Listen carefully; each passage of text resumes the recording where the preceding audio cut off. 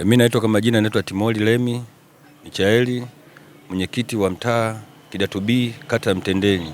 Kwa kweli kitendo kilichofanyika jana baada ya kuja wataalamu wa manispaa kutatua mgogoro hakikuwa kitu kizuri, kwa sababu wale wenzetu hawakutumia busara. Wamewatukana wale wataalamu wa ardhi kwamba ni wa michongo, lakini pia wale walikuja na ramani wakagawia madiwani wa pande zote mbili, na zilikuwepo ODC ya Uyui na ODC ya Mtendeni.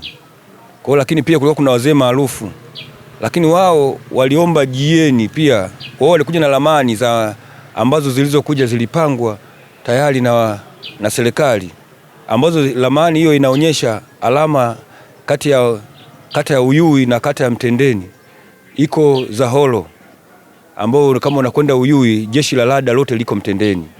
Lakini kwa upande wa mashariki pia pale kuna alama ambayo inatenganisha kati ya kata ya Uyui na kata ya Mtendeni na kata ya Ifucha.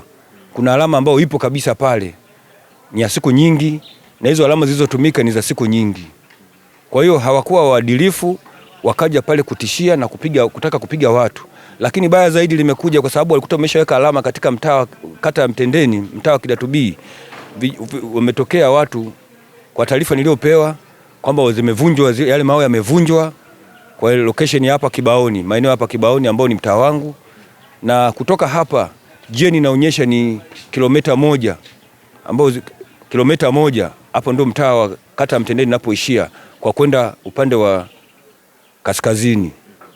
Na huu mgogoro ulianza lini? Kwa kweli mgogoro huu mwaka 2015 mimi nilikuwa mjumbe wa serikali ya mtaa kabla sijakuwa mwenyekiti. Alikuwepo mkuu wa wilaya Queen Mlozi, alikuja na mimi nilishiriki, na baadhi ya viongozi madiwani ambao sasa hivi hawapo madarakani walishiriki. Hawakuweza kuliamua ili kwa sababu hawakuja na ramani, na hasa tunavyosemea wenzetu wanashari, kata yao ni kubwa sana, lakini kwa jinsi wanavyokuja kuingia huku kwenye mji wetu, ina maana sisi hatuna kata ya Mtendeni. Ina maana kadogo sana ukilinganisha na kata yao ni kubwa, inakwenda mpaka Kalumwa, Ikomwa na sehemu zingine. Na kwa vipimo vilivyowekwa, ina maana wanataka kuimeza kabisa kata ya Mtendeni. Na kwa inavyoonekana chanzo cha mgogoro huu ni nini mpaka kufikia watu kuanza kudai huu mpaka kusogeza watu wa Uyui wanakuja huku Mtendeni?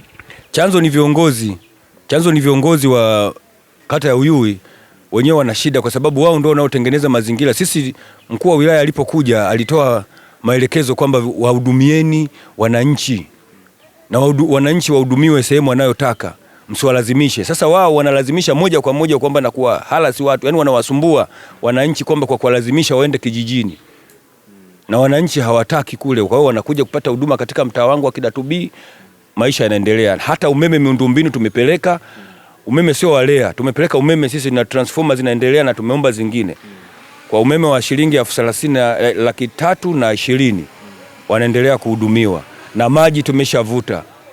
Kwa hiyo tunawapa huduma kama kawaida wananchi wetu.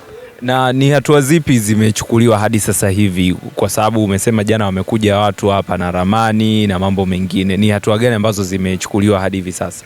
Hatua za kisheria zilizochukuliwa pale, kwanza diwani wa kata ya Uyui hakuwa na nidhamu.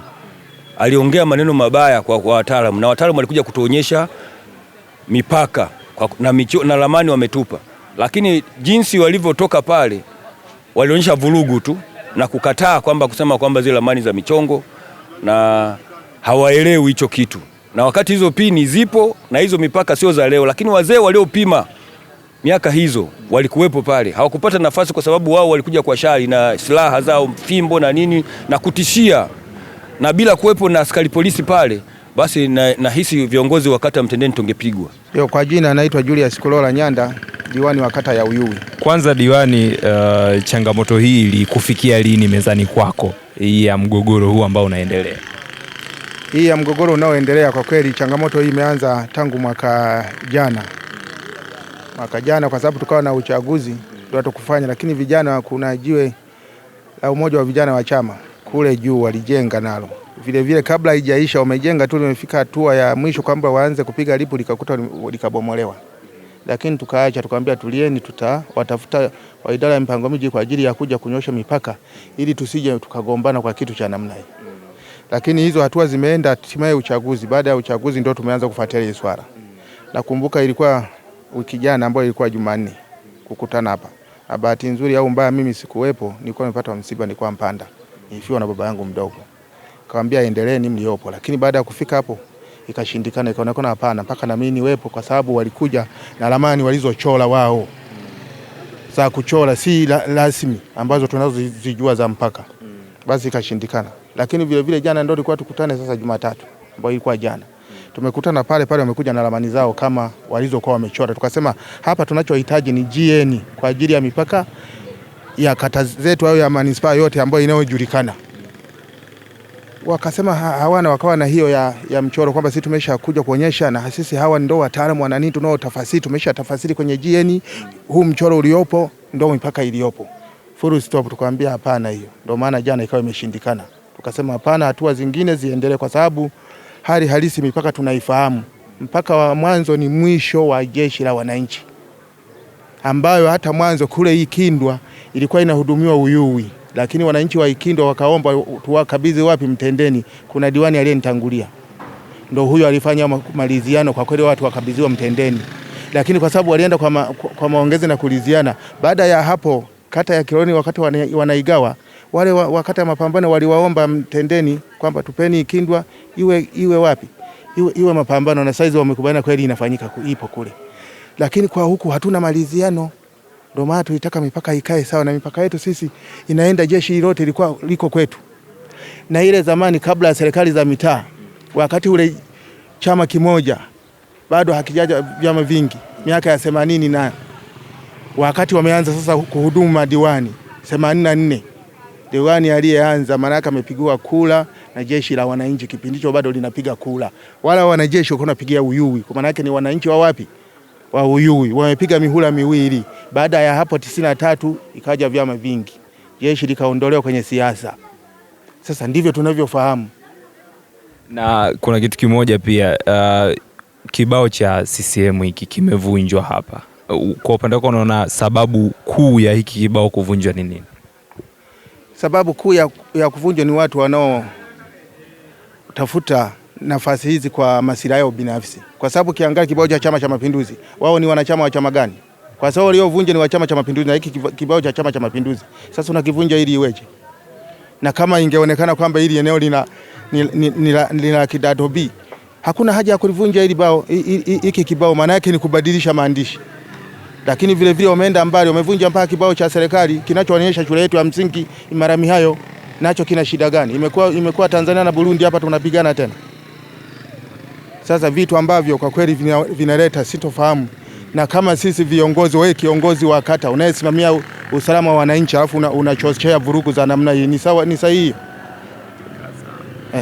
Na kwa kumalizia pia, unaona nini kifanyike ili mgogoro huu ufikie mwisho? Kinachotaka kifanyike, taratibu za kisheria zifuatwe, lakini GN ambayo iliyoweka mipaka ya halmashauri yetu hiyo ndio iongoze kwamba mipaka ni wapi. Hapo ndo tutakuwa tumemaliza kesi, sio hizi za kuchonga. Kwa sababu hata jana niliwaambia hawa wataalamu mmewaleta hapa ni wataalamu wa mchongo ambao wamekubaliana na mtu fulani kwa masilahi yao binafsi.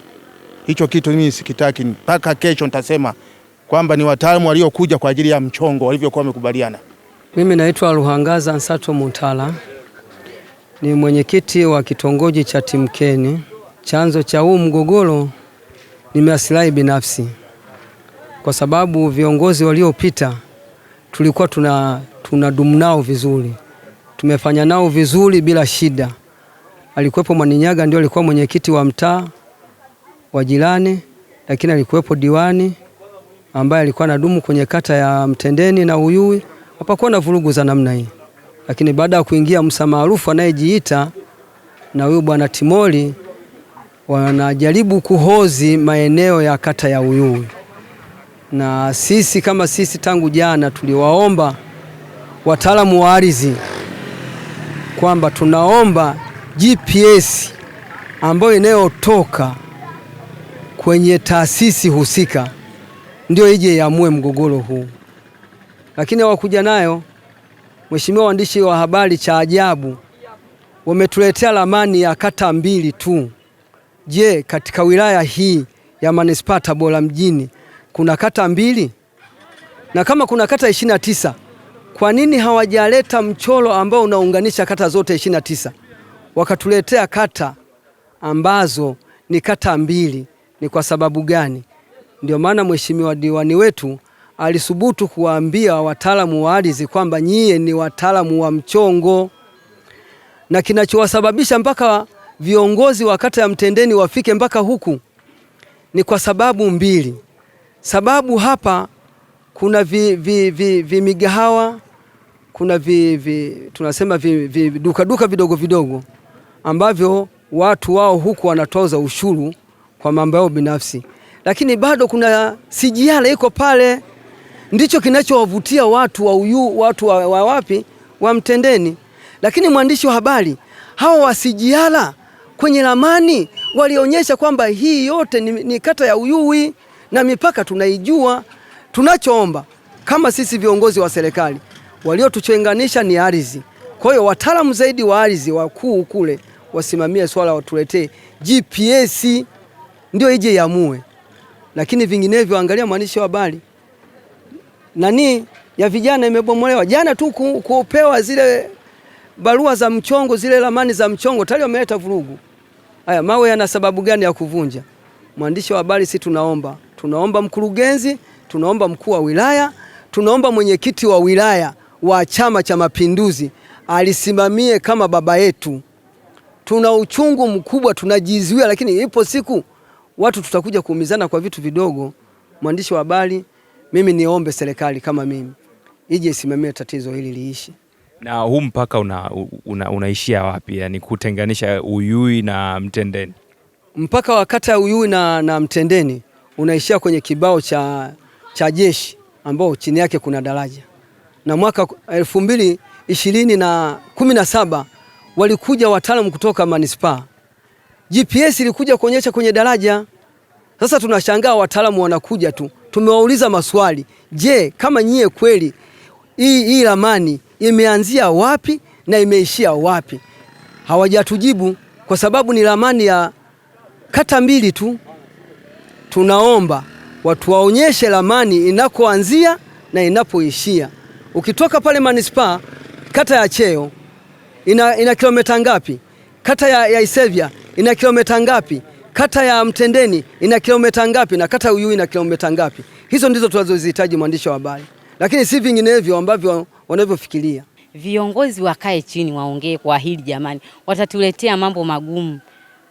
Tuko tunaishi vizuri, kwa nini hivi? Jana tumeamka vizuri, leo tunashangaa kama hivi. Kwa kweli mimi hili jambo sijaliafiki na sijalipenda. Viongozi wakae chini waliongee hili na watu waangalie.